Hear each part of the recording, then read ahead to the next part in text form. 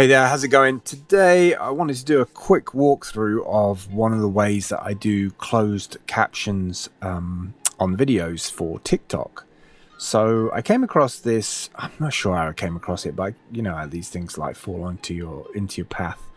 It's called Kamua, Kamua. I'm probably like butchering the name. It's a great little tool, and originally when I wanted to start using it, the cost of it was kind of pricey. I think it was like $30 a month. But they've recently introduced a new package, which is like a toe tipper.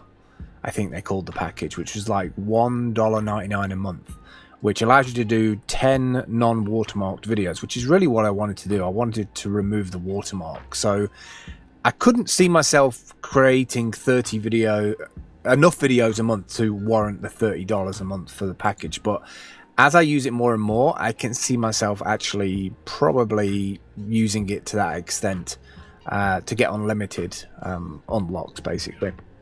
So let me step through what I do. I do a lot of my videos for TikTok on the desktop. I don't really have a device to be able to make TikToks. I don't have a decent enough phone to be able to make TikToks, so I do everything on the desktop. And I'm not going to do a whole demo on this great app, but there's two great features about this Kamua thing. Kamua? I don't know how you pronounce it. I'm sorry. Two great things about it is the AI of the video edit. So taking a video from 16:9 horizontal to 9:6, is it? I always get it wrong. 9:16 to 9:16. So one of the things that's really nice about it is that it's got the ability to there you go, back into my shot. That's what I wanted.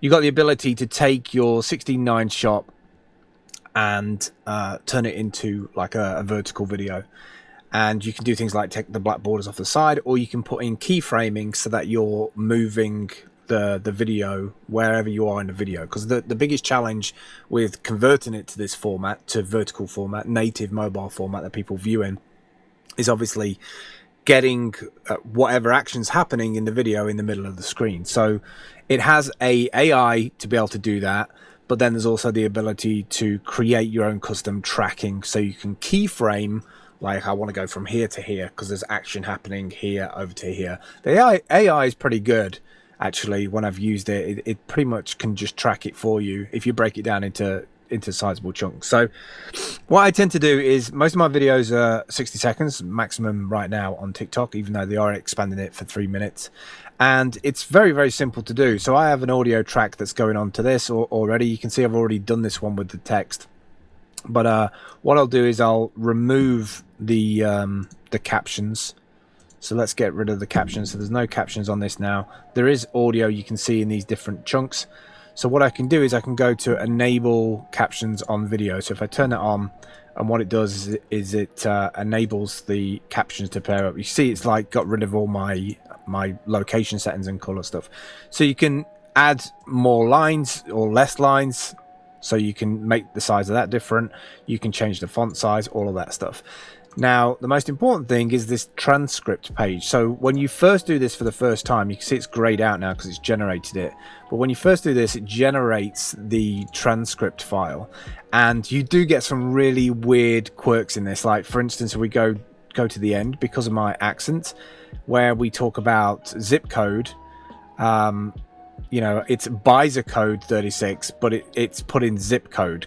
I guess the AI thinks when I'm talking about codes and 36 that we're talking about some kind of like postal address or something, which is kind of interesting that that's what it's like putting out. So you can step through and change those words. It's a little bit clunky and it's a little bit awkward, but it does work quite well. And the good thing about this is that if over time you can just make your videos on the desktop, record your audio over the top of it, and then you can grab this and you put this where you want. Bear in mind that you do have like key areas on TikTok down at the bottom here and on the right hand side where all the icons and stuff are. I've actually started working on a TikTok desktop pack so that you don't bump into those issues, so you don't like put the text over the top of something or behind something, for instance. So yeah, that's something that you have to like learn over time, is whereabouts can I put stuff on screen, and deciding on how many lines of text that you want to appear on the screen at any one time. For instance, there's a perfect example, is that I couldn't put it there because I have text turning up. So it's just like a little exercise that you have to go through each time, is to find out the best place on the video for it. I tend to put it somewhere like on the border here, because I know that if I use 4 or 5 lines of TikTok text, for the description, it's going to appear.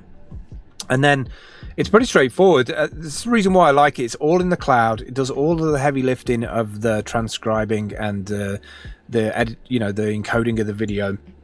If you have existing videos on YouTube, you can pull those videos in and you can edit those videos, and you can also just turn on this closed captions and it will create it. Most people on video who are making videos for TikTok are using closed captions, I've found. And so this is the perfect tool for it, because for like $2 a month, I can create 10 non-watermarked videos. I'm probably going to end up making more than 10 a month, but just having that price lower than the $30 is a big thing. So this is one way that I do closed captions. There is other tools out there. I know people use Threads, which is like an Instagram app, but the limitation I found with that is that you can only record 15 seconds at a time, and it's a little bit clunky. I'd rather do my video on the desktop in any video editor that you've got, and add the audio to it, then upload it to this.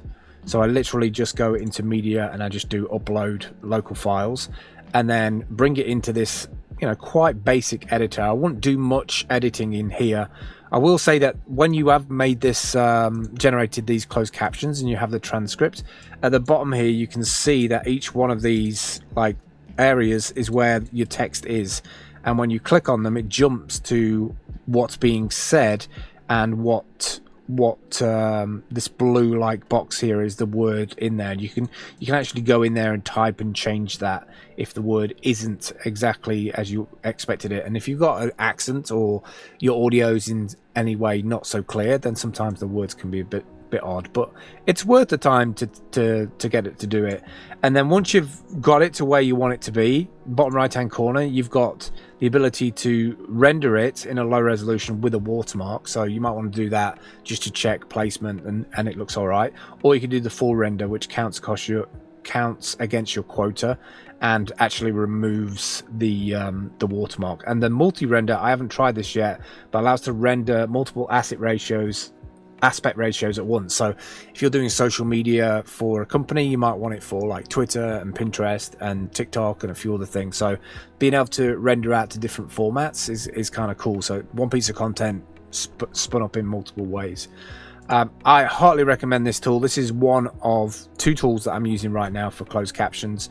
This one specifically for TikTok, and then the other one is live generation of real-time closed captions for OBS, and I'm using that in an interesting way because I'm not actually using it for a live stream. I'm using it to record videos locally and then upload those to TikTok. But you could upload them to YouTube, or you could do it live.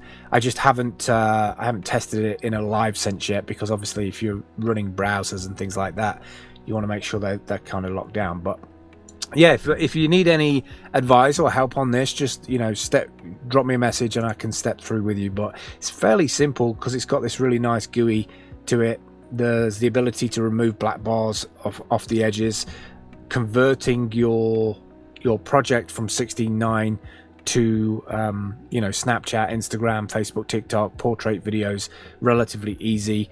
And you can turn the audio off and remove the black bars on the side and all that stuff. It's very simple, and it's a single, for me it's like 1 or 2 function app, right? So it does the AI stuff of cropping a video, and it does the closed captions very well. That was the whole point of this web app, I think. And what's cool about it is all in the cloud. So if I want to, and I have an existing video that's been made by somebody else, maybe I have a video editor, I can pull those in from, actually add those media links in from YouTube, Vimeo, Dropbox. I can just paste them in here and it'll go and grab me the video, and then I can convert it into a vertical video. So you might want to take one piece of content and turn it into many bits of content. So very cool tool. I heartily recommend it if you're looking to do closed captions, especially for TikTok, but on the desktop, and then upload them to your mobile device to then upload to TikTok. It's just a way of doing it off the phone to give you a bit more granular control, and I find